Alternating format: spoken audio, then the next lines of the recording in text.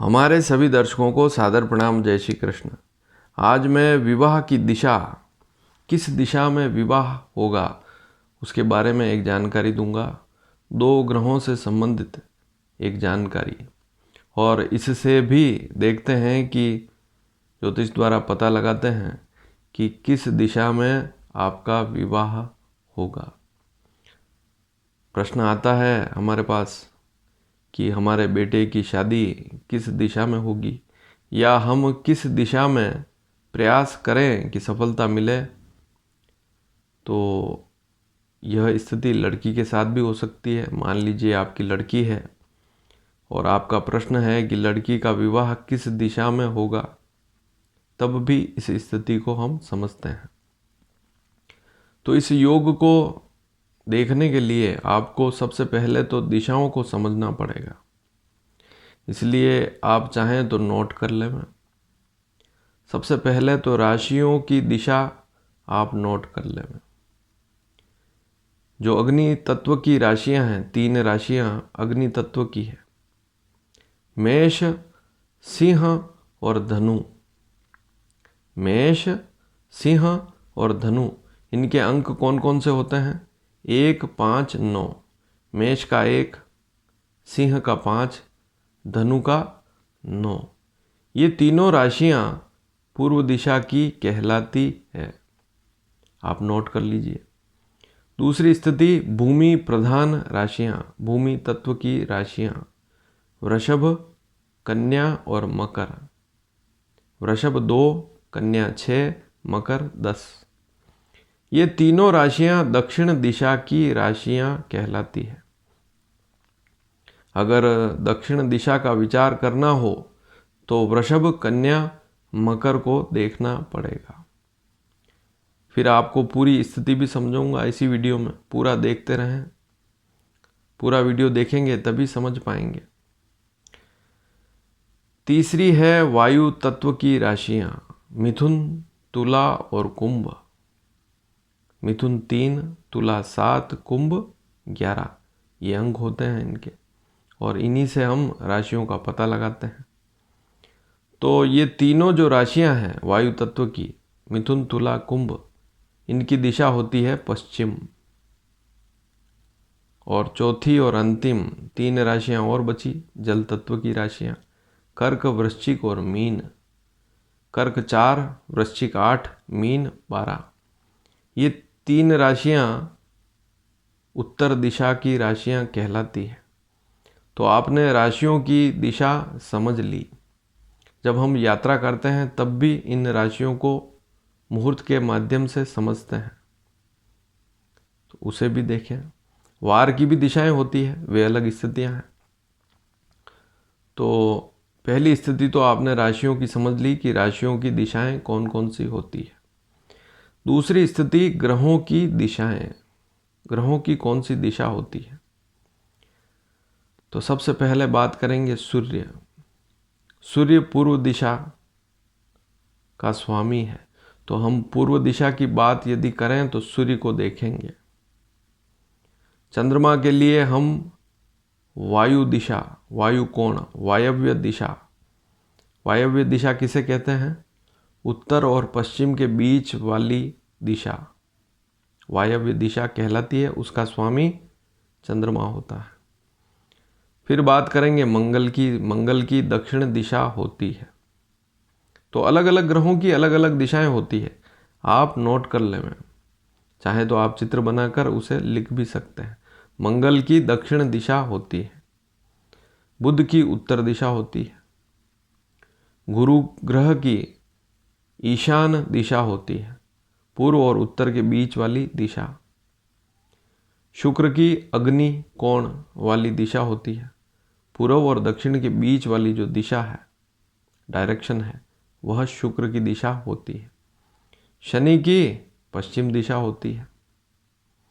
और राहु केतु की नैऋत्य, अर्थात दक्षिण और पश्चिम के बीच वाली दिशा होती है। अब सूत्र क्या है समझें। आपकी कुंडली में शुक्र और चंद्रमा, इन दोनों से इस सूत्र को समझेंगे।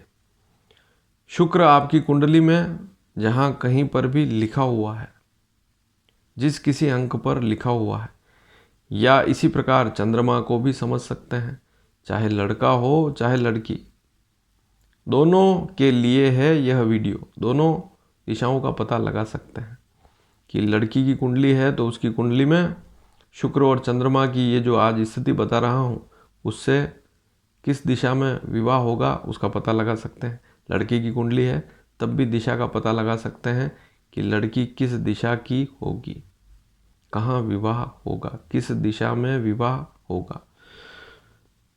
तो शुक्र और चंद्रमा को देखें, दोनों में से किसी एक को, दोनों को देखें आप। शुक्र किस अंक पर लिखा हुआ है, चंद्रमा किस अंक पर लिखा हुआ है, और उससे ठीक 7वीं राशि जहाँ पर शुक्र लिखा हुआ है, कुंडली के किसी भी भाव में हो सकता है। कुंडली के बारे में हमेशा ही बताता हूँ कौन से भाव को क्या कहते हैं। यदि आपने वे सारी जानकारियाँ नहीं ली है तो आज ही इस चैनल को सब्सक्राइब अवश्य करें और बेल आइकन दबाएं, ताकि आने वाले समय में भी सारी जानकारियाँ आपको समय पर मिल पाएगी। और बेल आइकन दबाएंगे तो सारी जानकारियाँ आपको दिखेगी, कौन कौन सी जानकारी मैंने दी है किस वीडियो के माध्यम से, सारे वीडियो आपको दिख पाएंगे। तो चैनल को सब्सक्राइब करें। तो मैं आपको बता रहा था कि ये जो दिशाएं हैं, ग्रहों की दिशाएं, ये शुक्र और चंद्रमा से देखते हैं। तो शुक्र से 7वीं राशि, चंद्रमा से 7वीं राशि। शुक्र कहीं पर भी हो सकता है कुंडली में, वहाँ से जहाँ शुक्र बैठा हुआ है उस राशि से 7वीं राशि आपको गिननी है। मान लीजिए शुक्र 1 नंबर पर बैठा हुआ है या चंद्रमा कुंडली में 1 नंबर अंक पर बैठा हुआ है, तो वहाँ से आप गिने 7वीं राशि कौन सी होगी, 7 नंबर, तुला राशि। क्योंकि 1 से गिनेंगे तो 7वीं राशि 7 नंबर अंक आएगा, तुला राशि आएगी। यदि मान लीजिए आपकी कुंडली में शुक्र 2 नंबर अंक पर बैठा हुआ है तो वहाँ से ठीक 7वीं राशि वृश्चिक होगी। यदि शुक्र 3 नंबर पर बैठा हुआ है तो वहाँ से 7वीं राशि धनु होगी। 4 नंबर पर बैठा हुआ है तो 7वीं राशि मकर होगी। 5 नंबर पर बैठा हुआ है तो 7वीं राशि कुंभ होगी। इसी प्रकार से चंद्रमा और शुक्र दोनों को समझ सकते हैं। और 7वीं राशि जो हो उस राशि से आप दिशा का पता लगा सकते हैं, क्योंकि राशियों की दिशा मैं इसी वीडियो में बता चुका हूँ। और उस राशि के स्वामी से भी पता लगा सकते हैं कि शुक्र या चंद्रमा से 7वीं राशि जो है उसका स्वामी किस दिशा का है। उस दिशा में भी प्रयास करते हैं तब भी सफलता मिलती है। और तीसरी स्थिति, शुक्र और चंद्रमा से 7वीं जो राशि है उसका स्वामी, जैसे मैं आपको बता चुका हूं कि मेष राशि का स्वामी मंगल होता है, वृषभ का शुक्र, मिथुन का बुध, कर्क का चंद्रमा, सिंह का सूर्य, कन्या का बुध, तुला का शुक्र, वृश्चिक का मंगल, धनु और मीन राशि का स्वामी गुरु होता है, मकर और कुंभ राशि का स्वामी शनि होता है। ये भी हमेशा बताता हूँ। तो शुक्र और चंद्रमा से 7वीं राशि जो है उसका स्वामी भी देखें कुंडली में किस अंक पर बैठा हुआ है। जिस अंक पर बैठा हुआ है उस राशि को देखें, कोई भी भाव हो सकता है। शुक्र से 7वीं राशि जो है उसका स्वामी, ध्यान से समझें, शुक्र या चंद्रमा से जो 7वीं राशि है उसका स्वामी कुंडली में किस अंक पर बैठा हुआ है, क्योंकि जरूरी नहीं कि वह 7वें भाव में ही हो, कहीं किसी और राशि पर भी हो सकता है।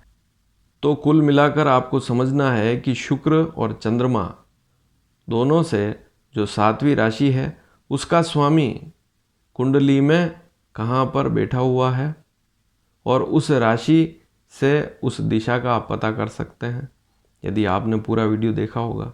और उस राशि के स्वामी से भी आप दिशा का पता कर सकते हैं।